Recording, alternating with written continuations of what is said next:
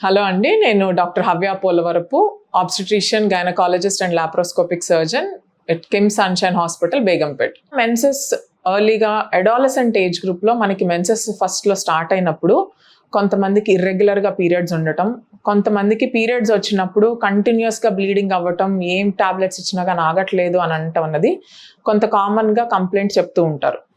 So period first time start అయినప్పుడు hormonal changes ఏవైతే మారుతున్నాయో దానివల్ల డిస్టర్బెన్సెస్ వచ్చే ఛాన్సెస్ కొంతమందికి ఉంటుంది. బట్ ఫస్ట్ టైం పీరియడ్ వచ్చినప్పుడు హెవీగా బ్లీడింగ్ అవ్వటం, ఆర్ ప్రతిసారి పీరియడ్ వచ్చినప్పుడు ఫస్ట్ 2-3 monthsలో హెవీ బ్లీడింగ్ నోటీస్ చేస్తున్నప్పుడు అది something that needs to be evaluated. దాన్ని ప్యూబర్టీ మెనోరేజియా అంటాం. అంటే అప్పటిదాకా బాడీలో ఎక్కడ బ్లీడింగ్ అవ్వలేదు కాబట్టి మనకి బాడీలో ఏమన్నా రక్తంలో ఈ బ్లీడింగ్ అన్నది కంట్రోల్ చేసే కోయాగులెంట్స్, యాంటీ కోయాగులెంట్స్ కానీ కోయాగులెంట్స్ అనేది ఒక సైకిల్ నడుస్తుంది మన కోయాగులేషన్ క్యాస్కేడ్.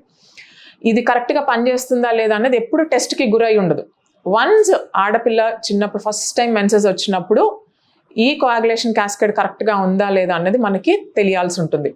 నార్మల్గా 3 to 4 days ఆఫ్ బ్లీడింగ్ అయ్యి అది దానంతటికి అది ఆగిపోతూ ఉంటే ఇదంతా నార్మల్గానే ఒక ప్రక్రియ జరుగుతుంది అని మనం అనుకుంటాం. ఒకవేళ అలా కాకుండా కంటిన్యూస్గా బ్లీడింగ్ అవ్వటము, 7-8 days హెవీగా బ్లీడింగ్ అవ్వటం, డైలీ ఒక 3-4 pads ఎక్కువ మార్చుకుంటూ ఉంటున్నారు అంటే అప్పుడు డాక్టర్ గారి దగ్గరికి వెళ్ళి కన్సల్ట్ అయ్యి దాని రిలేటెడ్ టెస్ట్ కొన్ని ఉంటాయి, అవి చెక్ చేసుకొని అంత నార్మల్గా ఉందా లేదా అని చెక్ చేసుకోవడం అనేది చాలా చాలా ఇంపార్టెంట్.